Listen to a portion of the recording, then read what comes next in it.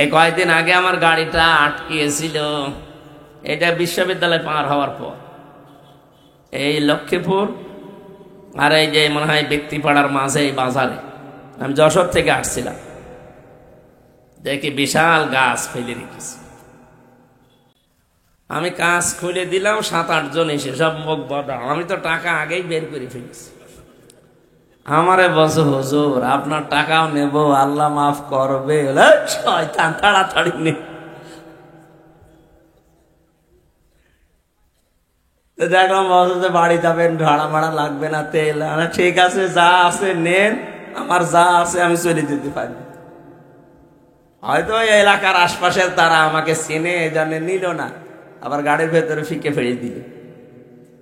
তাদের যে এই যে এত বড় একটা গাছ 7-8 জন মিলে এনে নিয়ে রাস্তার উপরে রেখে দিয়েছে, কত কষ্ট তাদের। ওরা যদি 2 দিন পরে আওয়াজ তোলে যে আমরা ডাকাতি করে খাই, আমাদেরকে শ্রমিকের মর্যাদা দেওয়া লাগবে, কি করবেন তখন? এই জন্য রিপোর্ট এই 318 পৃষ্ঠা পড়াটা পড়ার পরে আমার কাছে মনে হচ্ছে যারা এগুলো দিয়েছে এগুলো স্বাভাবিক মানুষ না, এ মনে হয় মেয়াদ উত্তীর্ণ গাঁজা খেয়েছে। কারণ মেয়াদওয়ালা গাঁজা খেলে তো কি হয়, আমি তো দেখেছি লালনের মাজারে পুলিশ পাহারা দিয়ে গাঁজা খাওয়ায়। মেয়াদওয়ালা গাঁজা খেলেও তো মানুষ এত নিচে নামে না। তারা এমনিতেই উল্টাপাল্টা কথা বলে, কিন্তু এত খারাপ কথা তারাও বলে না যে আমরা গাঁজা খাই, আমাদেরকেও সওয়াবের ভাগ দেওয়া লাগবে, এ কথা বলে তারা। তো এরা যা যা বলছে প্রত্যেকটা আমার কোরআনের আয়াতের বিরুদ্ধে গেছে, না হাদিসের বিরুদ্ধে গেছে।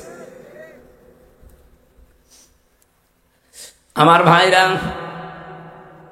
যে কথা তুলেছিলাম আপনাদেরকে বোঝানোর জন্যে, রব্বুল আলামিন যেহেতু আমাদেরকে মুসলিম বানিয়েছেন, মুসলমান হিসাবে পরিচয় দেওয়ার মতো সেই পরিস্থিতি, সেই পরিবেশ এখনো আমরা এই 54 বছরে বানাতে পারিনি। আপনি যাই বলেন না কেন, আপনি নিজেকে মুসলমান পরিচয় দেওয়ার মতো যোগ্যতা এখনো রাখেন না, কারণ আপনার 3.5 হাত বডির ভেতরে এখনো পরিপূর্ণ ইসলাম নেই। পারিবারিক জীবন থেকে শুরু করে আন্তর্জাতিক জীবন পর্যন্ত 9টা জীবন আছে, একটা জীবনও আমরা পঙ্খানো ইসলাম মানতে পারি না। আপনি কি করে বলবেন যে আমি অকলা ইন্নানি মিনাল মুসলিমিন? পারা যাবে না।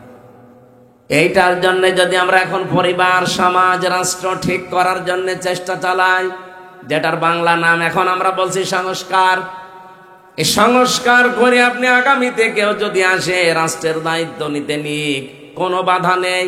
কিন্তু সংস্কারের আগে যদি আবার কাউকে দেওয়া হয়, আল্লাহর কসম ও দিনের ভোট আবার রাতে হয়ে যাবে। এই সেই মানুষগুলো যারা এই 15 বছরে জালেমাকে টিকিয়ে রেখেছিল।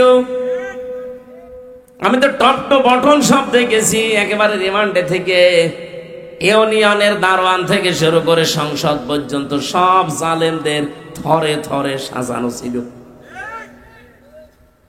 আরে ভাই, লোকগুলো তো তারাই আছে, সেই 1628 জন মানুষ তারাই আছে। খালি চেয়ার পাল্টিয়েছে। ঝিনাইদহ ডিসি গেছে হয়তো কুষ্টিয়ায়, কুষ্টিয়ারটা মেহেরপুর, মেহেরপুরটা রংপুর, মাল তো একই আছে, খালি চেয়ার পাল্টিয়েছে। এতদিন যারা দিনের ভোট রাতে করে ওদেরকে জিয়ে রেখেছিল, ওদেরকে দায়িত্ব দিলে ওরা তো আর ভালো জিনিস বোঝে না, ও যা করেছিল ওইটাই করবে। আপনাদের ঝিনাইদহ না, হরিণাকুণ্ড থানা, এখানকার এক ওসি সাহেব আমার সাথে ছিল জেলে, উনি মার্ডার মামলার আসামি, এখন যশোরে থাকে। উনি মাঝে মাঝে এসে আমারে বলতো, আমি তো কন্ডেম সেলের ভেতরে তালা লাগানো থাকতো, আমারে বলছো হুজুর এই নির্বাচনে আমি বাইরে ছিলাম, আমি রাত 12টার পরে আমার দলবল নিয়ে আমি ভোট কাটা আরম্ভ করলাম। আল্লাহর নামে তো সবগুলো শেষ করে বাক্সগুলো জায়গা মতো পাঠিয়ে দিল। ফজরের আজান দেওয়ার পরে গোসল করে ওযু করে 2 রাকাত তওবার নামাজ পড়লাম, আর বললাম যে আস্তাগফিরুল্লাহ। হুজুর আমার এই তওবা হয়েছে না, ইয়ার কি হয়েছে, একে তওবা বলে? আপনি কি আল্লাহর কাছে অপরাধ করেছেন যে আল্লাহর কাছে আপনি আস্তাগফিরুল্লাহ বলছেন? তাওবার নিয়মটা এখনো পর্যন্ত বাংলাদেশ, ভারত, পাকিস্তান এই তিনটা দেশের মানুষ ক্লিয়ার না। এরা মনে করে আস্তাগফিরুল্লাহ রাব্বি মিন কুল্লি যামবি ওয়া তুবু ইলাইহি। এরা এটা তাওবার একটা বাক্য। তাওবা জিনিস কি বোঝেন আপনি? কোন মানুষ যদি জীবনে তাওবা করে, নারী হোক আর পুরুষ হোক, ওর পেছনের অপরাধ আল্লাহ একটাও রাখে না, পুরা পাল্টিয়ে নেকি দিয়ে পরিবর্তন করে দেয়। শুধু মাফ তো মাফই না, মাফ হওয়ার পরে পুরা জায়গাটা ফাঁকা হয়ে যায়, ওখানে আল্লাহ নেকি ভরাট করে দেয়। কত বড় দামি জিনিস তাওবা। হ্যাঁ, আস্তাগফিরুল্লাহ কেউ যদি ইস্তেগফার করে, আস্তাগফিরুল্লাহ যখন পড়বেন আপনার গুনাহ মাফ হবে, কিন্তু জায়গাটা নেকি দিয়ে ভরাট হবে এ কথা নেই। তাওবা জিনিসটা আলাদা। তাওবা হচ্ছে তিনটা জিনিসের সমন্বয়কে তাওবা বলে। এক নম্বরে আপনাকে অপরাধের স্বীকৃতি দেওয়া লাগবে, আর এই জিনিসটাতে একটু ভেজাল আছে। অপরাধ আমরা করছি এক জায়গায়, স্বীকার করছি আর এক জায়গায় না। আপনি অপরাধ করবেন যেখানে, স্বীকার করবেন সেখানে, এর নাম তাওবা। আপনি বোনের জমি মেরে খেয়েছেন, এখন যদি কাবার গিলাপ ধরে এই যে হজের সময় যে বলেন যে আল্লাহ আমারে মাফ করে দে, আপনার দাঁত মুখ আরো খুলে ফেলা দরকার। আপনি কি কাবা শরীফে গেছেন আল্লাহর কাছে দোষ করেছেন? আপনি দোষ করেছেন আপনার বোনের জমি আত্মসাৎ করেছেন, আগে জমি ফেরত দেন। এক কথা বলেন না কেন? অথবা বোনকে বলেন যে এই কাজ করেছে, এখন তুমি কি করবা করো। বহু মানুষ দেখা যায় মনে করে যে আমার বোনের জমি আমার মেয়ের জিনিস, আমার ছেলের জিনিস, এ আবার কি ওই মাঠে ঘাটেরটা দিয়ে দিয়েছে, বাড়ির সম্পদ মনে হয় দেওয়া লাগবে না। কে বলেছে আপনাকে? অন্যের জিনিস যদি আপনি মেরে খান একটা গুনাহ হবে, আর নিজের আপনজন ছাড়া আত্মীয় স্বজন, বোন, ফুফু অথবা চাচা, নিজের মেয়ে, ছেলে, এদেরটা যদি কেউ মেরে খায়, শরিক ফাঁকি দেওয়া বলে না এইটা, তাহলে দুইটা গোনা হবে তার। এক নম্বরে কবিরা গোনা, আর একটা শরিক ফাঁকি দেওয়ার গোনা। অথচ বাংলাদেশে বহু মানুষকে আমরা এই গোনায় এখনো জড়িত দেখতে পাচ্ছি, এমনকি বহু হাজী সাহেবও এই গোনায় আছে। শরিক ফাঁকি যারা দেয় তাদের দুইটা ক্ষতি হয়, যেটা কোনোদিন উঠে আসে না। এক নম্বরে, যেই দিন আপনি আপনার বোনের সম্পদ, ভাইয়ের সম্পদ মেরে খেয়েছেন, জমি জায়গা ফাঁকি দিয়েছেন, শরিক ফাঁকি দেওয়া যারে বলে, ওই দিন থেকে আপনার যত ইবাদত বন্দেগী করবেন ওটা একটাও আর কবুল হবে না, সব বন্ধ। এরকম অপরাধ করেছেন কারা? হাত তোলেন তো ভাই। ওরে আল্লাহ, এই হাদিস বলা তো ঠিক হইল না। প্রধান অতিথি সাহেব, এলাকায় মনে হয় এরকম 2 নাম্বার মানুষ নেই, আলহামদুলিল্লাহ।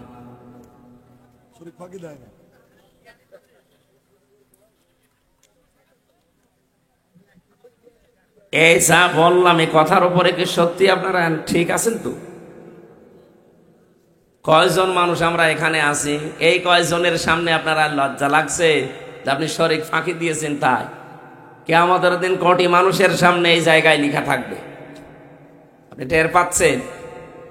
আসলে ওই জগৎটা সম্পর্কে আমাদের ধারণা নেই, এবং মানে দৃঢ় বিশ্বাস এখনো জন্ম নেয়নি, এই জন্য জীবন পরিচ্ছন্ন হয় না। 2 নম্বরে,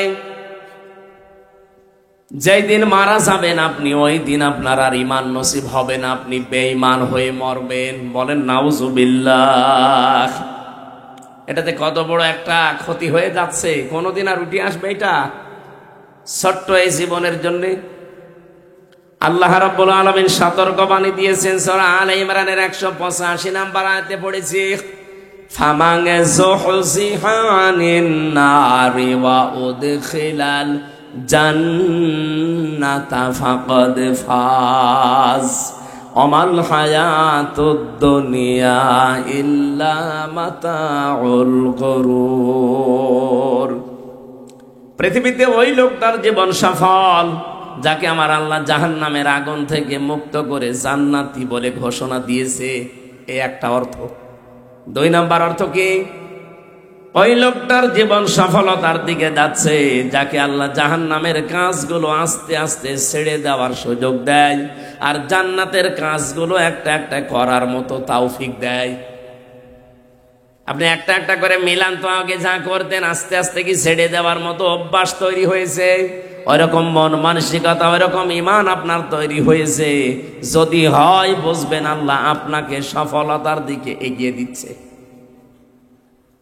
আগে হয়তো নামাজ পড়তেন না, এখন নামাজ ধরেছেন এবং নামাজের শিক্ষাগুলো একটা একটা করে আপনি নেওয়ার চেষ্টা করছেন।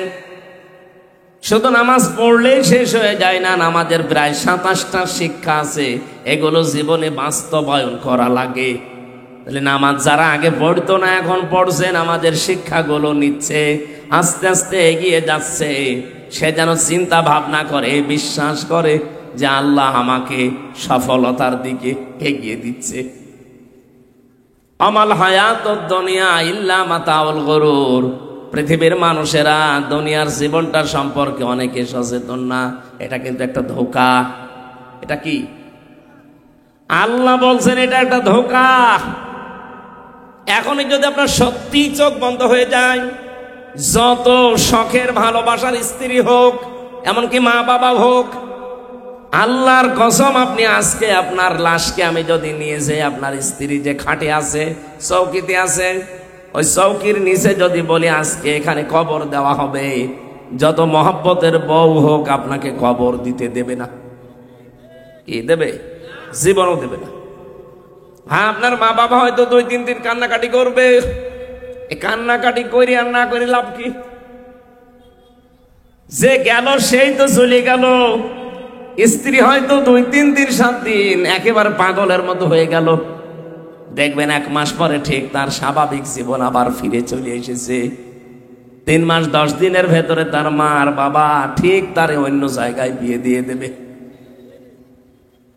5-7 দিন সংসার করার পরে ঠিক এই বউ তার বাবার কাছে বলবে, আব্বা হামজা তো আর কি ছিল, এখন যেটা পেয়েছি এটা 100 গুণ ভালো। আমি কি বেশি বলছি? 100 ভাগ বলবে। আল্লাহ যে মাতাউল গরুর দিয়েছেন এই কারণে দিয়েছেন। পৃথিবীর প্রত্যেকটা জিনিস আল্লাহ বলেন ধোঁকা। কারো পেছনে পড়ে নিজের আসল জীবন নষ্ট করে ফেলা, এটা পাগলামি ছাড়া কিচ্ছু না। আমি সহ যারা এসেছি এটা অনুধাবন করার, উপলব্ধি করার তৌফিক দেন। বলেন আমিন। বলেন, যার জন্য যা করে যাচ্ছেন, এই যে শরীক ফাঁকি দিয়ে, মানুষকে ফাঁকি দিয়ে, প্রতারণা করে, মানুষের কাছে ধোঁকাবাজি করে আপনি বিশাল কিছু তৈরি করলেন। কি হলো? আপনি এখন মরে যান, মাত্র 50 বছর পরে আপনি আবার ফিরে আসেন। বিশাল অঢেল সম্পদ যার জন্য করেছিলেন, 50 বছর পরে এই বাড়িতে আপনাকে আর ঢুকতে দেবে না। আমার বাবার নাম রিয়াজউদ্দিন, তার বাবার নাম জাহান আলী, তার বাবার নাম নমাজ আলী, এরপরে আমি আর জানি না। এই 3 পুরুষের পরে আমরা জানা নেই। আপনার বাবার নাম কি? তার বাবার নাম, তার বাবার নাম তো আমার জানা বাগা। আমি তো তাও 3টা মনে আছে, আর 7-2টো মনে আছে। আমার এই 3 পুরুষ নমাজ আলীর বাপ মরে গেছে খুব বেশি হলো 60 বছর হবে। আমি হিসাব করেছিলাম সেদিন। এখন যদি নমাজ আলীর বাপ কবর থেকে উঠে এসে বলে যে এই কুষ্টিয়ার এই 2 তলা বাড়ি আমার, ওর দাঁত মুখ খুলে ফেলবো না। কিসের নমাজ আলীর বাপ? আমি তো নমাজ আলীকে চিনি না। এক কথা বলেন না কেন? এইটা দুনিয়া। এটা কি? পড়া কোরআন শরীফের সামারাইজ বক্তব্য এটাই যে এইটা দুনিয়া, এর পেছনে থেকে নিজের আসল জীবনটা নষ্ট করে ফেলো না। আল্লাহ এটা আমাদেরকে সাহাবীদের মতো বোঝার তৌফিক দেন। বলেন আমিন। তাহলে আমি যে মুসলমান এ কথা বলার যোগ্যতা যেহেতু এখনো আমি তৈরি করতে পারিনি, আমার 3.5 হাত বডি, আমার পরিবার, সমাজ, রাষ্ট্র, কোনো জায়গায় এই সিমটম গুলো এখন নেই, আমি দাঁড়িয়ে থেকে বলতে পারছি না যে আমি মুসলমান। কালকে একজন প্রশ্ন দিয়েছিল, আমি ছিলাম কাল চাঁপাইনবাবগঞ্জ, হুজুর বেনামাজের সাথে কোরবানির ভাগ দেওয়া জায়েজ আছে?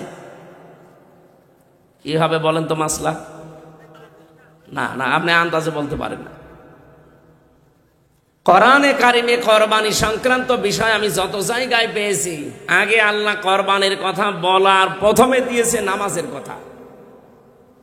আপনি দেখবেন যত জায়গায় কোরবানি করো এ কথার নিয়ম আছে কোরআনে। আগে বলেছেন ফাসল্লি লি রব্বিকা ওয়ানহার, আগে নামাজ পড়ো, তারপরে তাহলে নামাজ আগে না কোরবানি আগে? যে লোকটার সামর্থ্য থাকার পরেও নামাজ পড়ে না, শরীর সুস্থ থাকার পর, ওর জন্য কোরবানি কি? এখন ভাগে কোরবানি দেবে, ঠিক আছে। আমার এই জন্য এখান থেকে আমি বলতে চাই যে যারা নামাজি মানুষ তারা একসাথে দেবেন, আর যারা বেনামাজি তারা একসাথে দেবেন, কারণ ওদেরটা তার হবে না, ও খালি গোশত খাওয়া হবে, সুতরাং ওরা মিল করে দিক। কোরবানির যে প্রথম ইতিহাস আমরা জানি, হযরত আদম আলাইহিস সালাম থেকে এটা আরম্ভ হয়েছিল। পৃথিবীতে একটাই বিধান যেটা একেবারে দুনিয়া তৈরি হওয়ার পর থেকে শুরু হয়েছে, এখনো আছে, কিয়ামত পর্যন্ত থাকবে। ঈদুল ফিতরের যে নিয়ম, এই যে রমজানের পরে যে ঈদ, এটা কিন্তু পৃথিবীর শুরু থেকে ছিল না। কথা বুঝতেছেন? কোরআন নাযিল হয়েছে রমজানে, ওই রমজানের পর থেকে ঈদ এসেছে। কিন্তু ঈদুল আযহা যেটা কোরবানির, এইটা একেবারে দুনিয়া তৈরি হওয়ার পর থেকে। আল্লাহ রাব্বুল আলামিন আমাদেরকে একটা শিক্ষা দিয়েছেন, আতলু আলাইহিম নাবা বনাই আদম বিল হক। সূরা মায়েদার 27 নম্বর আয়াতে আল্লাহ বলেন, হে নবী, আদম নবীর দুইজন সন্তানের কাহিনী আপনার উম্মতদেরকে আপনি যথাযথভাবে শোনাবেন। কি ঘটেছিল তাদের জীবনে? ইয ক্বাররাবা কুরবানান ফাতুকব্বিলা মিন আহাদিহিমা ওয়া লাম ইউতাকাব্বাল মিনাল আখার ক্বালা লা আকতুলান্নাকা ক্বালা ইন্নামা ইয়াতাকাব্বালুল্লাহু মিনাল মুত্তাকিন। তাদের শরীয়তের নিয়ম ছিল এরকম একটা ময়দানে অথবা পাহাড়ের উপরে উঁচা জায়গায় তারা একটা পশু জবাই করে এখানে রেখে দিত, আকাশ থেকে আগুনের ঝলকে সেটা পুড়িয়ে ফেলতো। যদি টাকা হালাল হতো, কর্মজীবন যদি পবিত্র থাকতো তাহলে তার, আর যারটা হালাল টাকা না, কর্মজীবন ঠিক নেই, ওইভাবেই পড়ে থাকতো। আমার মাঝে মাঝে মনে হয় আয়াতটা পড়ার পর বাংলাদেশে যদি এই শরীয়ত এখন থাকতো, আমার মনে হয় কত হাজির কোরবানি যে ধরা খেত আল্লাহ ভালো জানে। 2.5 লাখ 5 লাখ টাকা দিয়ে তখন আর কিনা না, ও জানতো যে আমার টাকা তো ঠিক নেই, আমি জানি এ ছাতা আমি রেখে আসবো, আগুনের ঝলক এসে পোড়াবে না, পড়ে থাকবে। এলাকার মানুষ আরো বেশি জেনে ফেলবে যে আমি কয় নাম্বার। ঠিক এইটাই করেছিল ওই জামানায় আদম নবীর প্রথম সন্তান যেটা বড়টা কাবিল, ছোটটা যেটা হাবিল, ওইটার কবুল হয়ে গেছে, আর বড়টারটা কবুল হয়নি। ও তো চিন্তা ভাবনা করবে যে আমার ছোট ভাই বয়সে আমার ছোট, শক্তিতে আমার ছোট, সব দিক থেকে আমার ছোট, অথচ তারটা কবুল হয়ে গেল, আর আমি এত কিছু করলাম, আমারটা হচ্ছে না কেন, একটু আবিষ্কার করি না। অবশ্যই ক্বালা লা আকতুলান্নাকা, তোরটা কেন হয়েছে, আমি তোরেই মেরে ফেলবো। আজ বাংলাদেশ সহ বিশ্বের দিকে তাকান, আয়াতটা পড়ার পরে আমার কাছে ঠিক এইটাই মনে হয়, অনেক কাবিল এখন দুনিয়ায় ঘুরিয়ে এসেছে। অন্যের সাথে যখন পাল্লা দিয়ে পারে না, চরিত্রের সাথে, ইমানের সাথে, তার কাজ কর্ম অ্যাক্টিভিটিসের সাথে যখন পেরিয়ে দেয় না, বলছে তোরে আমি আর বাঁচতে দেব না, তোরে মেরে ফেলবো। আপনি তার মতো হতে পারেন না, আপনার জীবন পবিত্র না, আপনার কর্মজীবন ঠিক নেই, আপনার বাস্তবতা ঠিক নেই, আপনার আল্লাহ নেবে কি করে? যাদেরটা নিচ্ছে এখন তাদের মতো না হয়ে যদি বলেন তোদেরকেই মেরে ফেলবো, কি হবে মেরে ফেলে? ওই সময় সেই দুনিয়ার প্রথম দিনই কাবিল এ কথা বলার পরেই হাবিল জবাব দিয়েছিল, ক্বালা ইন্নামা ইয়াতাকাব্বালুল্লাহু মিনাল মুত্তাকিন।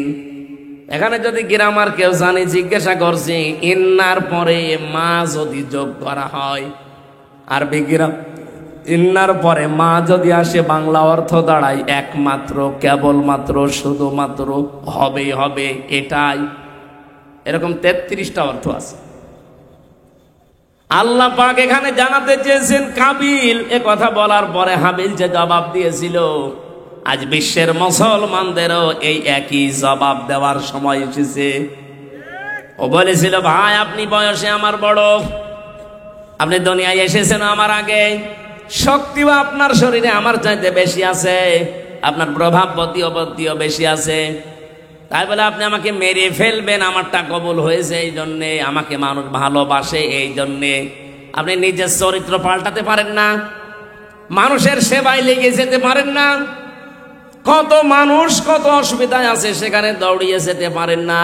নিজের চরিত্র সংশোধন করলেই তো আল্লাহ আবার আপনারটাও কবুল করে। নিজের কিছু ঠিক করার কোনো লাইনে নেই। আমি একটু ভালো হতে চাই আর আমাকে আপনি মেরে ফেলবেন। সাফ কথা শোনেন, পৃথিবীতে মুত্তাকি ছাড়া কারো জিনিস আল্লাহ কবুল করে না। এখানে কিন্তু শব্দটা তিনি কব্বালা দিতে পারতেন না, দিয়ে এতা কব্বালু দিয়েছেন। এটা মোজারে, বর্তমান ভবিষ্যৎ, প্রেজেন্ট ফিউচার। এ কথা বলতে গিয়ে আদম নবীর সন্তান হাবিল জানাতে চেয়েছে, ভাই এটা শুধু আপনার জন্য বলছি না, কিয়ামত পর্যন্ত যারা দুনিয়াতে আসবে আমাদের ভাই ভাগ্যর, তাদের জন্য আমি আজকে একটা ফতোয়া জারি করে দিয়ে গেলাম। আল্লাহ শুধুমাত্র কেবলমাত্র একমাত্র মুত্তাকিদের জিনিসপত্র গ্রহণ করে।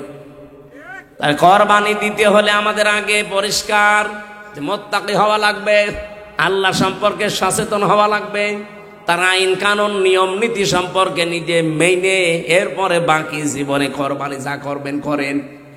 আর কোরবানি তো শুধুমাত্র 1 বছর পরে এসে আপনাকে গোশত খাওয়াতে আসে নাই। আল্লাহ বলেন আমি একটা সিদ্ধান্ত নিয়ে এটা পাঠিয়েছি। আমি কি জন্য পাঠালাম জানো? আমি চাই পশুর গলায় ছুরি দেওয়ার সঙ্গে সঙ্গে নিজের ভেতরের পশুত্বগুলোকেও কোরবানি দেওয়া লাগবে। নিজের ভেতরের পশুত্ব কি অহংকার, কি হনুরে, হনুমান হয়ে গেছে। আপনি যে অহংকার করেন কি নিয়ে করেন? আল্লাহ মাঝে মাঝে যদি খোঁচা দিয়েছেন আপনার জন্মের দিকে, এমনি দেয়নি। আপনি যত বড় শক্তিশালী মানুষ হন, 3 বার পায়খানা হোক, 2 বার বমি হোক, দেখবেন আপনি নিজেই নিস্তেজ হয়ে বউকে মা বলা আরম্ভ করবেন। হাসপাতালে নিয়ে যাবে, সিনাই তাই কি গো, বউ জিজ্ঞাসা করছে ও গো খোকার বাপ কি হয়েছে? ও মা আমি মনে হয় আর বাঁচবো না। 3 বার পায়খানা আর 2 বার বমিতে আপনি উলট পালট বকেন আর আপনি অহংকার করেন। মানুষকে টাইট করতে আমার আল্লাহর তো নমরুদকে তো মশা লেগেছিল, ফেরাউনকে তো পানির ভেতরে চুবিয়েছে। আমরা যা খলিকাল ইনসানু দাইফা, মানুষকে একেবারেই দুর্বল করে বানিয়েছি। আমাদের টাইট করার জন্য আল্লাহর এ মশাও লাগবে না। শুধু রক্তের ভেতরে ক্যান্সার হয় 5 প্রকার। বিজ্ঞান এখন বলছে রক্তে ক্যান্সার ধরা পড়ে 5 প্রকার। যদি 1 প্রকার লাগিয়ে দেয় না, 14 বংশ বিক্রি করে একটা ঔষধের পয়সা হবে না। আমি জেলে যাওয়ার আগে তামিলনাড়ু ছিলাম, কারণ এই এলাকায় তো আল্লাহর ওলিরা ঢুকতে দিত না। ওই জায়গায় গিয়েছিলাম আমার মেয়েটা নিয়ে, অনেক দিন ছিলাম। যে পাশের যে ফ্ল্যাটে আমার সাথে যে লোকটা আছে, উনি প্রায় 13 মাস ওখানে আছে। ওর বাড়ি হচ্ছে সিলেটে। ওই দিন দেখছেন কাঁদছে, নামাজে যাবে কাঁদতেছে। কি হয়েছে ভাই? বলছে রিপোর্ট দিয়েছে। রিপোর্ট দিয়েছে, আপনি কাঁদেন কেন? 13 মাস এখানে আমি আছি, আমার 1 কোটির উপরে টাকা অলরেডি খরচ হয়ে গেছে। আজকে ডাক্তার রিপোর্ট দিয়েছে আমার রক্তের ভেতরে যে 5 প্রকার ক্যান্সার হয়, তার ভেতরে 1 প্রকার ধরা পড়েছে। আমি আর নাকি বেশি দিন বাঁচবো না। দুনিয়া সম্পর্কে এখন ভারী মায়া লাগছে, এই জন্য কান্না।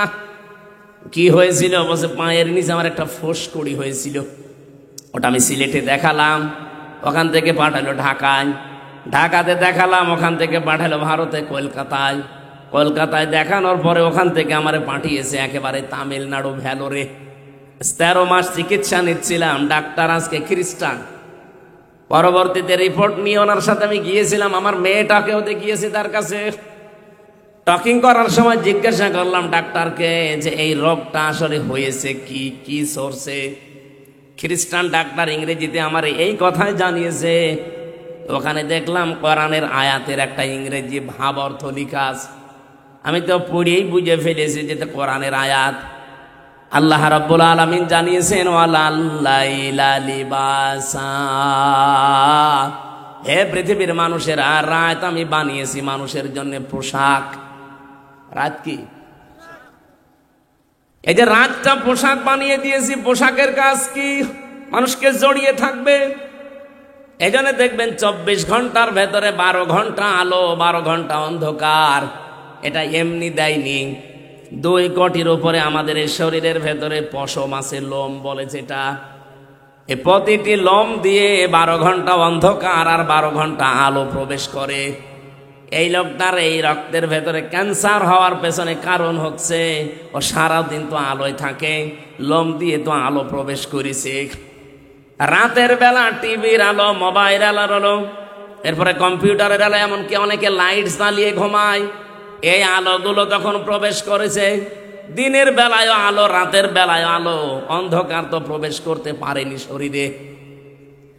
এই যে রক্তের ভেতরে যে 5 প্রকার ক্যান্সার দেখা দেয়, তারপরে 1 প্রকার এইটার জন্য হয়। অথচ এই হাদিসটা উনি যে আয়াত লিখেছে, আয়াতের ইংরেজি অনুবাদ লিখেছে, ভাব অর্থ লেখা আছে ওখানে। আমি ওনাকে হাদিস শুনিয়েছিলাম যে কথা, আমাদের ধর্মের যিনি প্রচারক, উনি তো খ্রিস্টান, আমাদের ধর্মের যিনি প্রচারক, আমরা যাকে প্রফেট বলে জানি, মুহাম্মদুর রাসূলুল্লাহ, এই আপনি যে লিখলেন এখানে ভাবার্থ, এই কথাটা 1500 বছর আগে জানিয়েছে যে উম্মতেরা রাতের বেলা যখন ঘুমাবে তখন লাইট বাতি এই আলো বন্ধ করে ঘুমাইও। নবীজি হয়তো বলেছিলেন এ কথা না যে পশম দিয়ে আলো প্রবেশ করে, অন্ধকার প্রবেশ করে, এটা বলেননি। কিন্তু বিজ্ঞান এখন বুঝতে পারছে যে কেন প্রবেশ করে। বিজ্ঞানের ওই সময় যদি 1500 বছর আগে এত উৎকর্ষ হয়ে যেত, নবীজি এই কথাও বলে যেতেন। কি বুঝলেন এখান থেকে? মানুষকে টাইট করতে আল্লাহকে এখন কামান ফিট করা লাগবে। এখানে আপনি বসে আছেন, প্যারালাইজড আল্লাহ করে দিতে পারে, আপনি এখন আর বাড়িও যেতে পারবেন না, বসে থাকা লাগবে। এই জন্যে শুধু কোরবানি আসবে আর একটা 2.5 লাখ টাকার গরু জবাই করে খেয়ে ফেলবেন না। আল্লাহ বলতে চান তোর ভেতরের পশুত্ব, হিংসা, অহংকার, দাম্ভিকতা, রিয়া, মানুষ দেখানো, যেটা এটাও আজকে জবাই কর। এইভাবে যদি কোরবানি জবাই করতে পারে, সারা জীবনের কোরবানি না, এক কোরবানিতেই তোর জীবনে প্রতিটি পশমে পশমে নেকি আমার আল্লাহ লিখে দেবে। রাব্বুল আলামিন বলেন, আমার কাছে তোমাদের কোরবানির রক্ত, গোশত, চর্বি, চামড়া একটাও পৌঁছায় না, পৌঁছায় শুধু তোমাদের মনের ভেতরের যে তাকওয়া আছে এইটা। আপনি আসলেই কতটুকু সচেতন হতে পারছেন আল্লাহ সম্পর্কে, ইসলাম সম্পর্কে, আপনার জীবন সম্পর্কে কতটুকু সচেতন আপনি, নাকি এভাবে ঈশ্বরে গা ভাসিয়ে চলবেন? হযরতে ইব্রাহিম থেকে যেহেতু এই পশু কোরবানির নিয়মটা, এই জবাই করে খেয়ে ফেলার নিয়মটা আমাদের জাতির পিতার থেকে, এর আগে যত কোরবানি ছিল ওই যে খালি পুড়িয়ে যেত, আকাশ থেকে আগুন এসে ঝলকে পুড়িয়ে ফেলতো, এসে খাওয়া যেত না। কিন্তু আমাদের যেটা, এটা আমরা পুড়িয়ে ফেলি না, এটা আমাদের জাতির পিতা ইব্রাহিম থেকে এই সুন্নাতটা আমরা পেয়েছি। রব্বুল আলামিন এই কথাগুলো আজকের তেলাওয়াতকৃত আয়াতে আমাদেরকে শোনাচ্ছেন। ওয়ালিকুল্লি উম্মাতিন জাআলনা মানসাকাল লিয়াযকুরু ইসমাল্লাহি আলা মা রাযাকাহুম মিন বাহিমাতিল আনআম। সূরা হজের 34 নম্বর আয়াতে আল্লাহ বলেন, পৃথিবীতে যত জাতি পাঠিয়েছিলাম প্রত্যেকটি উম্মতের উপরে আমি কোরবানির বিধানটা দিয়েছিলাম। তাহলে এখান থেকে কয়েকটা জিনিস আমরা অলরেডি পেয়েছি। সিয়াম, যেটা রমজানের পরে যে ঈদ আসে, এই ঈদটা কিন্তু দুনিয়া তৈরি হওয়ার পর থেকে আসে নাই, এটা কোরআন যেদিন নাজিল হয়েছে সেই দিন থেকে, তার মানে 1500 বছর। আর ঈদুল আজহা যেটা আসতেছে আর 13 দিন পরে, ঈদুল আজহা এই 13 দিন পরে যেটা আসবে কোরবানির ঈদ। আর এই যে যারা দাঁড়িয়ে আছে এরা কারা? এত মূর্তি ভাঙার পরও যদি দাঁড়িয়ে থাকে, এদেরকে ভাঙার দরকার ছিল। আলাদা ভাবে বলা লাগবে তোমারে, বসা যায় না এখানে।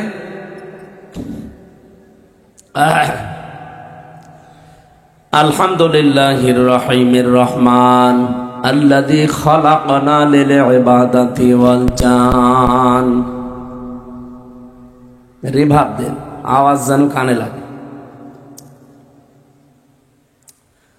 অখাসানা বিতাকরিমি বাইনাল হায়াওয়ান ওয়া নাশহাদু আল্লা ইলাহা ইল্লাল্লাহু ওয়াহদাহু লা শারীকা লা শাহাদাতাম মুসিলাতান ইলাল জিনান। ونشهد أن محمدا عبده ورسوله المبعوث فينا بالهدى ودين الحق ليظهره على الأديان صلى الله عليه وعلى آله وصحبه الكرام ما دام الشمس والقمر بجريان والنجم والشجر يسجدان فأعوذ بالله من الشيطان الرجيم بسم الله الرحمن الرحيم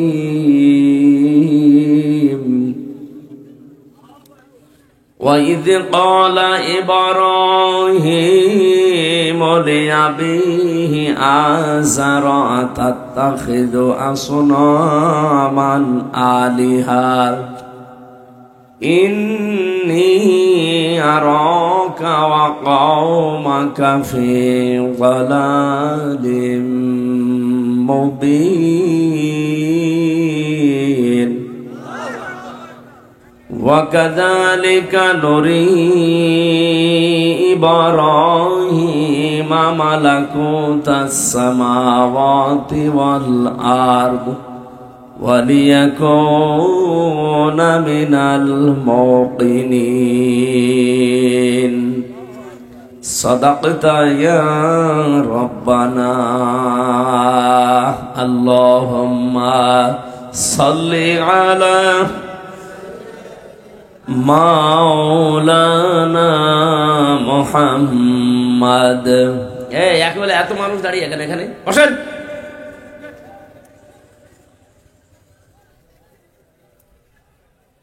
قالوا سبحانك لا علم لنا إلا ما علمتنا إنك আলহামদুলিল্লাহ। ঝিনাইদহ জেলার হরিণাকুণ্ড থানার অন্তর্গত দারিয়াপুর যুব সমাজের উদ্যোগে তাফসীরুল কোরআন মাহফিলের স্বনামধন্য সভাপতি জনাব সাদ আহমেদ, মাহফিলের প্রধান অতিথি জেলা বিএনপি ঝিনাইদহ সম্মানিত সভাপতি আলহাজ অ্যাডভোকেট মোহাম্মদ আব্দুল মজিদ আতালাল্লাহু উমরাহু ওয়া বারাকাল্লাহু ফি হায়াতি, সকলে বলেন আমিন। এতক্ষণ যিনি আলোচনা করলেন চুয়াডাঙ্গা থেকে আগত মাওলানা হোসাইন মাহফুজ চুয়াডাঙ্গা, মাওলানা আবুল কাশেম, এখানে সম্মানিত পরিচালক আব্দুল কাদের মুন্সি, সার্বিক ব্যবস্থাপনায় যারা আছেন ফজলুর রহমান মালিথা, বিশেষ করে যে যুবকরা কোরআনের দিকে এসেছে এই যুবকদেরকে যে মা পেটে নিয়েছে আল্লাহ যেন খাদিজাতুল কুবরার মতো বানিয়ে দেন। মঞ্চে বসা অত্র এলাকার সর্বজন শ্রদ্ধাভাজন ব্যক্তিবর্গ, সামনে বসা মুসলমান ভাইরা, পর্দার আড়ালের সম্মানিতা মা এবং বোনেরা, প্রাণ প্রিয় ঝিনাইদহবাসী, এই বাজার কি এখন থামবে না? স্বেচ্ছাসেবক কি করে কি হাতে কিছু নেন না কেন? বাঁশি নিয়েছে, বাঁশি দিয়ে হবে? লাঠি নেন, কঞ্চি নেন, এগুলো কিছু থাকলে নেন, পেছনে 2-3টা করে দেন, দেখেন এমনি বসে পড়বে। এই যে এর পেছনে 2টা দেন তো, এই যে দাঁড়িয়ে আছে দেন। ওরে কতবার করে বলা হচ্ছে যে বসে, কত সুন্দর আয়োজন করেছে, না বসে ও দাঁড়িয়ে আছে। এখানে দাঁড়িয়ে থাকে যাবে না, তাড়াতাড়ি বসেন, তাড়াতাড়ি বসেন। যে আসে আসুক, না আসে না আসুক, আপনি বসেন তো ভাই। দল মত নির্বিশেষে আজকের এই অনুষ্ঠান, এটা কি শুধু মুসলমানদের? অন্য ধর্মের লোক এ জেলায় নেই? আছে। হাদা বায়ানুল লিন্নাস হুদাল লিন্নাস, মানুষ পদবাচ্চে যারা বিবেচিত তাদের জন্যই কোরআনের অনুষ্ঠান। পৃথিবীতে এখন প্রায় 4,500 ধর্মের মানুষ বাস করছে। প্রতিটি ধর্মে তাদের ধর্মীয় গ্রন্থ আলাদা আলাদা আছে, কিন্তু পৃথিবীর কোন ধর্মগ্রন্থ তাদের ধর্মীয় গুরু যারা, ঠাকুর যারা, পুরোহিত যারা, এই মুরব্বী মানুষ ছাড়া তারা এই কিতাব পড়তে দেয় না।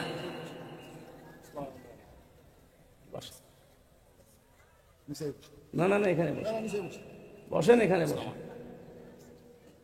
চেয়ার একটা দিলেন, আর একটা দিতেন। ঠিক আছে, এই এখানে কি করেন এত মানুষ? বসেন বসেন। আসসালামু আলাইকুম, সবাই ভালো আছেন তো? আমরা হুজুরের বয়ান শুনি। আমাদের প্রধান অতিথি না? হ্যাঁ, বসেন, এখানে বসেন, কথা বলা যাবে না। সম্মানিত ভাইরা, আমরা যেহেতু কোরআনে কারিমের অনুষ্ঠানে এসেছি, এটা স্বাভাবিকভাবে মনে হলো এটা একটা ইবাদতের জায়গা।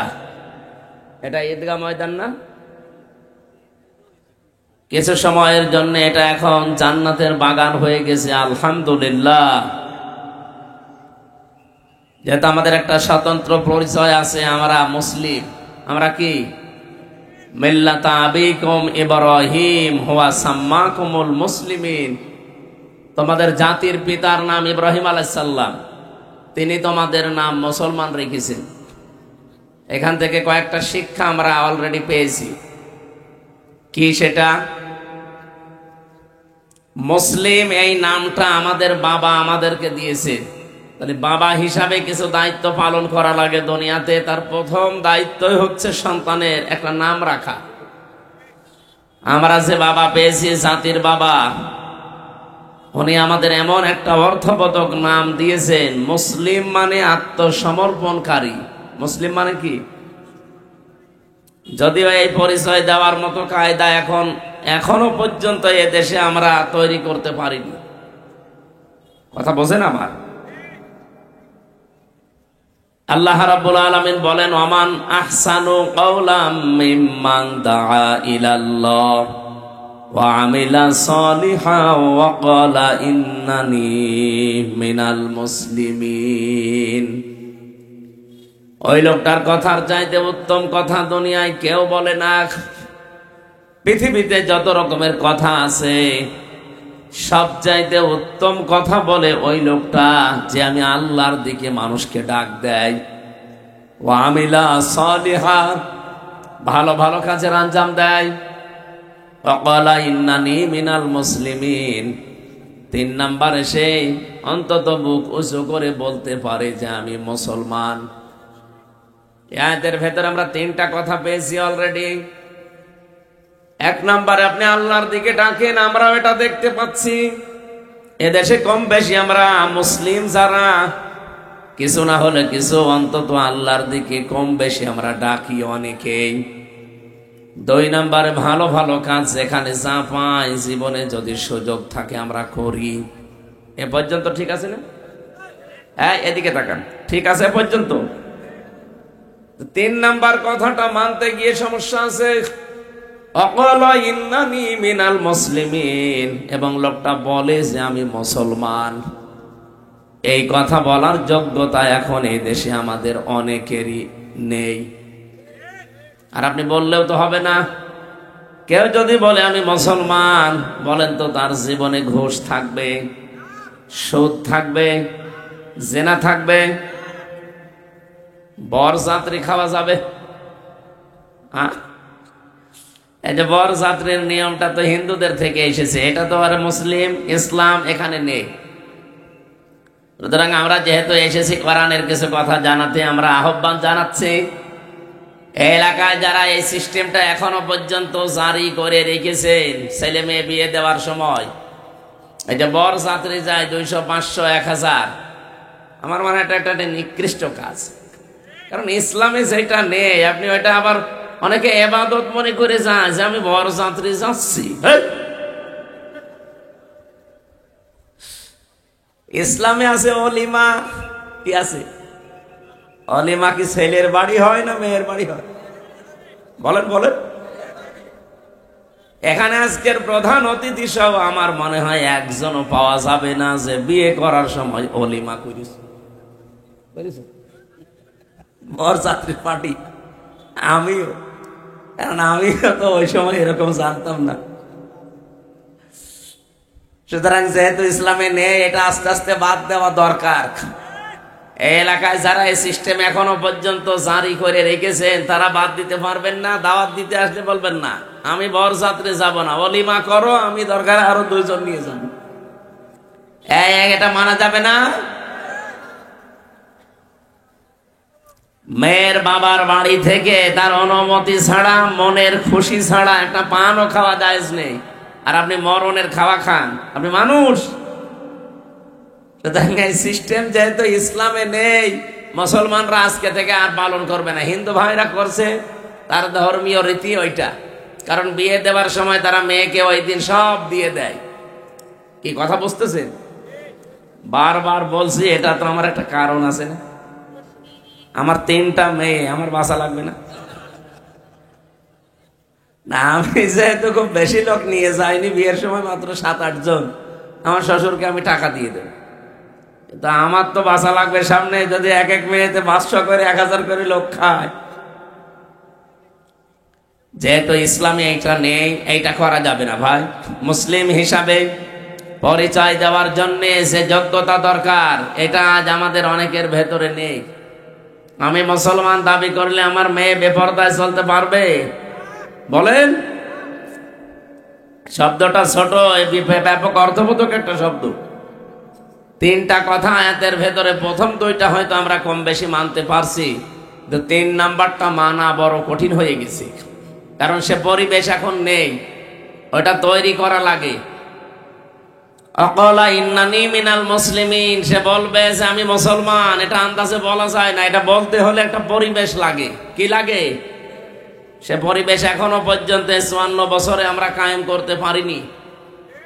ওইটার জন্য কোরআনে কারিম লাগবে। আপনি যত কিছুই মনে করেন না কেন, 54 বছর অলরেডি বাংলাদেশ দেখেছে। এই জন্য এখন যদি সত্যি কিছু দেখতেই হয়, এটা যদি একটা মিনি জান্নাত বানাতে চান এই ছোট্ট বাংলাদেশকে, আমান হাকামা বিহি আদালা, কোরআনের বিচার ব্যবস্থা লাগবে। বলেন আপনি মন থেকে, কোরআনের বিচার যদি এই দেশে সত্যি সেই 71 সাল থেকে কায়েম হয়ে থাকতো, তারেক জিয়া সাহেবের 8 বছর জেল হইতো? বলেন। তার স্ত্রীর 3 বছর জেল হইতো? ম্যাডাম খালেদা জিয়ার 6 বছর জেল হইতো? এগুলো সব বানানো। একজন মানুষ তার হিংসার বশবর্তী হয়ে রাগ কন্ট্রোল করতে না পেরে এই কাজ করেছিল। শুধু কি জেনারেল যারা রাজনীতি করে তাদের, ধর্মীয় যারা আছে তাদেরকেও ছেড়ে দিয়েছে। আমার মতো মানুষ 3 বছর ফাঁসির ওই কন্ডেম সেলের ভেতরে বিনা কারণ। আমার যতগুলো অফিসার পেয়েছিলাম তারা নিজেরাই বলতো যে হুজুর আপনার কোনো দোষ নেই, আমরা জানি। তাহলে উপরের নির্দেশ। বলেন সুবহানাল্লাহ। কোরআনের বিচার যেহেতু নেই, এই জন্য ন্যায় বিচার কি এটা এখনো দেখেননি। ন্যায় বিচার কারা করতে পারে, কিভাবে করা যায়।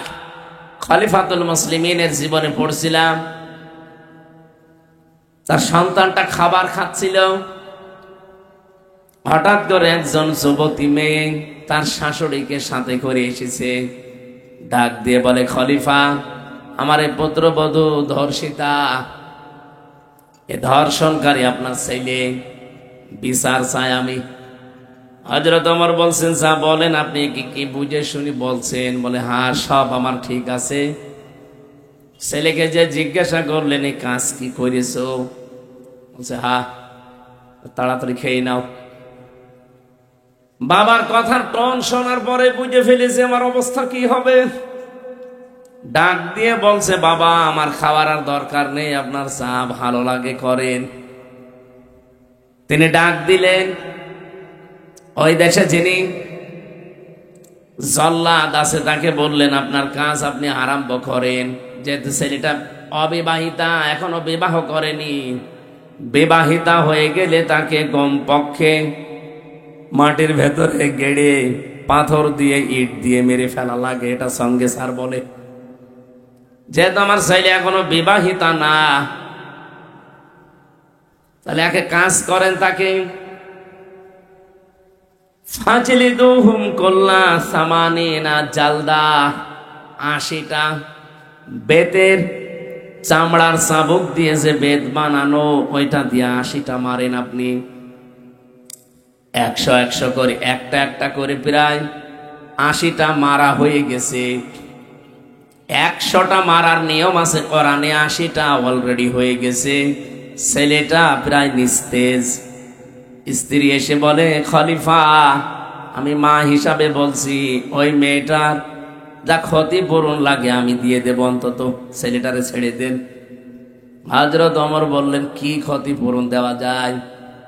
এখানে ক্ষতিপূরণ দেওয়ার জন্য আল্লাহ যে নির্দেশ দিয়েছে এর বাইরে আর কোনো ক্ষতিপূরণ নেই, সুতরাং আমাকে নিষেধ করার দরকার নেই, যা হচ্ছে হতে দাও। 80টা পর্যন্ত মারার পরে দেখা গেছে ছেলে আর বেঁচে নেই, মারা গেছে। হযরত ওমর নিজে ছেলেকে গোসল দিলেন, তাকে নিজে কবরের ভেতরে রাখলেন। জল্লাদের কাছ থেকে চামড়ার চাবুকটা নিয়ে, এখনো যে 20টা বাকি আছে, আল্লাহর কোরআনে ছিল মিয়াতা জালদা, 100টা মারা লাগবে চামড়ার চাবুক। 80টা মারার পরে তো মরে গেছে, বাকি 20টা থেকে দুনিয়ায় ওর পাওনা নেই, কোথায় মারবে? কবরের ওপরে যখন তিনি চাবুক দিয়ে মারছিলেন, মাটিগুলো 2 ভাগ হয়ে যাচ্ছিল। 100টা পর্যন্ত পরিপূর্ণ করে ডাক দিলেন, রব্বুল আলামিন সন্তান আমার কাছে প্রিয় ছিল, কিন্তু তার চাইতে তোমার আইনটা আমার কাছে আরো প্রিয়। বাড়িতে গেলেন, ছেলে যে বালিশে নিয়ে ঘুমায় ওই বালিশটা এবার বুকের ভেতরে নিয়ে তিনি কান্না আরম্ভ করলেন। স্ত্রী বলছে, আপনি কি করেন? এত করে নিষেধ করার পরও শুনলেন না, এখন আপনি ছেলের বালিশ নিয়ে কন্দন করেন, আপনি কি বাবা? হযরত ওমর চোখের পানি ফেলে দিয়ে বলে, স্ত্রী এতক্ষণ যেটা করেছিলাম আল্লাহর বিধান, এখন যেটা করছি এটা আমার মায়া। আমার মাঝে মাঝে মনে হয় এই সমস্ত মানুষগুলোর জীবনী পড়লে, কোরআনে কারিমে আল্লাহ মানুষের জীবন এগুলো আমাদের শুনিয়েছেন খেলা করার জন্য না। এগুলো পড়লে আমার নিজেরই মনে হয়, আল্লাহ এইরকম যদি এই দেশে আমরা তৈরি করতে পারতাম, এই 4 বছরের আসিয়াকে কেউ ধর্ষণ করার সাহস পেত না। খালি একটা কায়েম করে দিতেন, স্বপ্ন দোষ পর্যন্ত বন্ধ হয়ে যেত। কি হয়েছে? অ্যাডভোকেট সাহেব আছে, দেখেন আসিয়ার এই ধর্ষণ মামলার যারা আসামি, যদিও তড়িঘড়ি করে রায়টা হয়ে গেছে, কিন্তু কার্যকর মনে হয় হবে কিনা আল্লাহ জানে। ফাঁক ফকর দিয়ে দেখবেন কিছুদিন পরে হয়তো মিলমিশ করে টাকা পয়সা দিয়ে বের হয়ে চলে গেছে। আর এখান থেকে আমরা দেখেছি এই 3 বছরে আমার অভিজ্ঞতা, ভেতরে থাকার পরে এদের রাগ গুলো আরো বাড়তে থাকে। মানুষগুলো যেহেতু একটা বন্দি জীবনে আছে 4 দেওয়ালের মাঝে, দিন যত যায় ওর রাগ তত বাড়ে। আস্তে আস্তে দেখা যায় ওখান থেকে বের হয়ে ওই কাজ আরো ডবল করে আরম্ভ করবে বলে সিদ্ধান্ত নেয়। কোরআনের নিয়ম তার এটা ছিল না, সাক্ষ্য প্রমাণে ধরা পড়ে গেলে ওই মানুষগুলোর জন্য আর বাঁচার সিস্টেম নেই। কেন আল্লাহ এত কঠিন হয়েছেন? কারণ এই মানুষগুলো যদি সত্যিই বিদায় হয়ে যায়, পৃথিবীর জমিন শান্ত হবে, নির্মল হবে, এবং সবচাইতে বড় বিষয় পৃথিবী পবিত্র থাকবে।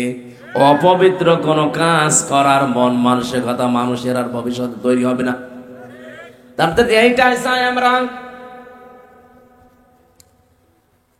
এজন্য আমান হাকামা বিহি আদালা আছে হাদিসে, কোরআন দিয়ে যতদিন বিচার ফায়সালা না হবে ততদিন ন্যায় বিচার সম্ভব না। কারণ মানুষের তৈরি করা আইনগুলো সব আপনি দেখবেন হয় দলীয় স্বার্থে, নাই ব্যক্তির স্বার্থে, নাই নিজের দিকে টেনে। কিন্তু আমার আল্লাহ যে আইনগুলো কোরআনে বানিয়ে দিয়েছেন 500, একটা আইনও আমার আল্লাহ নিজের দিকে টেনে তৈরি করেননি, দলীয় স্বার্থেও করেননি। করেছি সবগুলো দেখেছেন আমার বান্দাদের ভারসাম্যপূর্ণ হয় কি করে সেদিকে তাকিয়ে। আমি নারী কমিশনের 318 পৃষ্ঠা পুরাটা পড়েছিলাম, আমার ছোট্ট মাথার ভেতরে দেখেছি এই 318 পৃষ্ঠায় ওরা কোরআনে কারিমের ডাইরেক্ট 10টা আয়াত বলতে দিছে। আবহমান কাল থেকে এই দেশে আমরা অনেকে জানি পারিবারিক নীতি, যেটা 1 ছেলে যা পাবে 2 মেয়ে তাই পাবে, এই নিয়মটা না।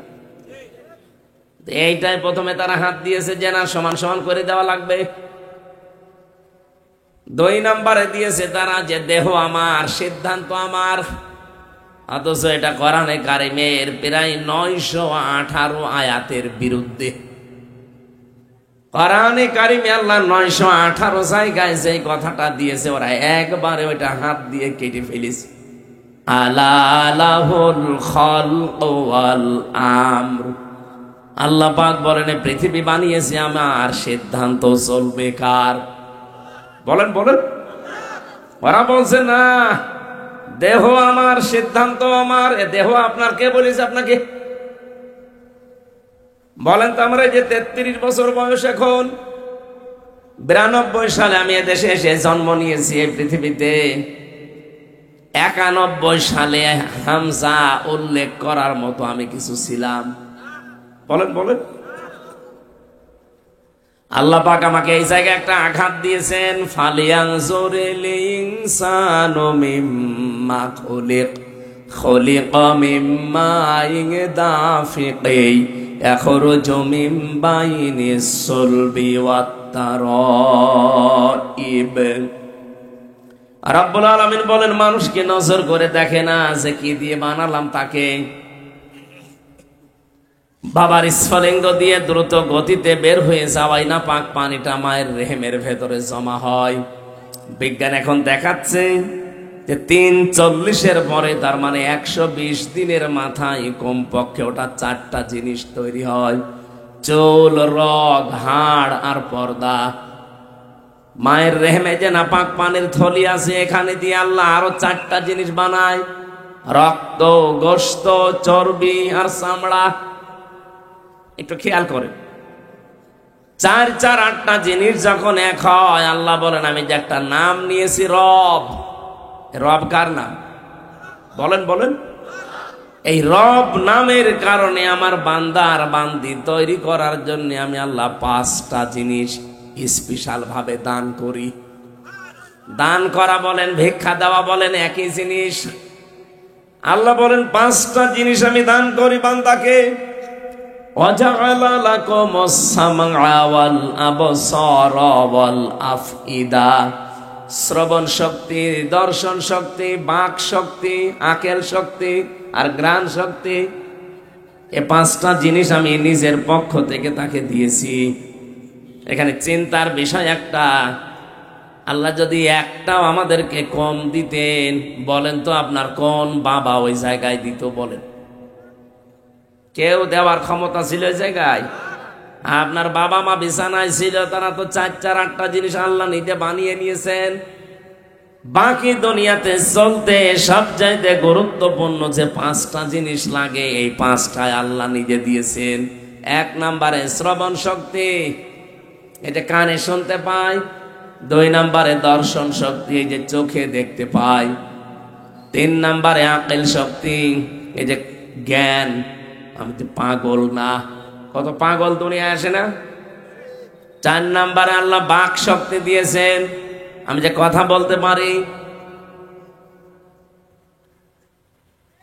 এরকম 5টা জিনিস যখন আল্লাহ বলেন আমি দিয়ে 8 5 13টা জিনিস এক হয়, তখন আমার ফেরেশতা জিজ্ঞাসা করে এর আকৃতি কি বানাবো? এর আগ পর্যন্ত কোনো আকৃতি দেওয়া হয়নি। রব্বুল আলামিন বলেন আমি আল্লাহ নিজে তখন একটা আকৃতি আমার মন মতো বান্দার জন্য সিলেক্ট করি। ওয়াল্লাযী ইউসাউবিরুকুম ফিল আরহামি কাইফা ইয়াশা। তিনি সে আল্লাহ যিনি মায়ের রেহেমের ভেতরে তোমাদের আকার তৈরি করেন। তাহলে আকারটা বানিয়েছে কে? আরো জোরে বলেন। বলেন তো বীর্য থেকে এ পর্যন্ত আর কারো হাত আছে? বলেন। এতটুকু আল্লাহ শেষ করে দেননি। 8 5 13টা জিনিস এক হয় আকার দেওয়ার পরও একটা জিনিস আল্লাহ এবার দান করেন, তার নাম রূহ। এর রূহটা হচ্ছে আমার আল্লাহর একটা হুকুম। এটা যদি আল্লাহ না দিয়ে ওই জায়গা থেকে মৃত সন্তান বের করে দিত, আজ আমির হামজা এম এ মসজিদ আমার মনে হয় থাকতো মাটির নিচে। মায়ের প্রসবের সাথে হয়তো বের হয়ে কোনো টয়লেটে, কোনো ময়লার ভাগাড়ে, কোন মলদারের বিভিন্ন জায়গায় পড়ে থাকতাম, এ পর্যন্ত না রাস্তাঘাটে আসার মতো যোগ্যতা আমাদের ছিল না। যে মানুষগুলোকে আজ এই কমিশনে বসিয়ে এই নারীর রিপোর্ট দিয়েছেন, পড়ার পরে তো এই আয়াতগুলো দেখলাম ওরা সব অস্বীকার করেছে, বলছে দেহ আমার, সিদ্ধান্ত আমার। এর পরের পয়েন্টে তারা লিখতেছে যারা দেহ ব্যবসা করে খায় পতিতা, এদেরকেও শ্রমিকের মর্যাদা দেওয়া লাগবে। আপনি কোথায় নিয়ে যেতে চাচ্ছেন আপনি চিন্তা করেছেন?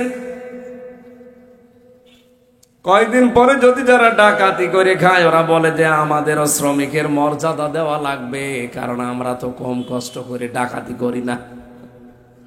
ডাকাতি করা কি কষ্ট কম নাকি?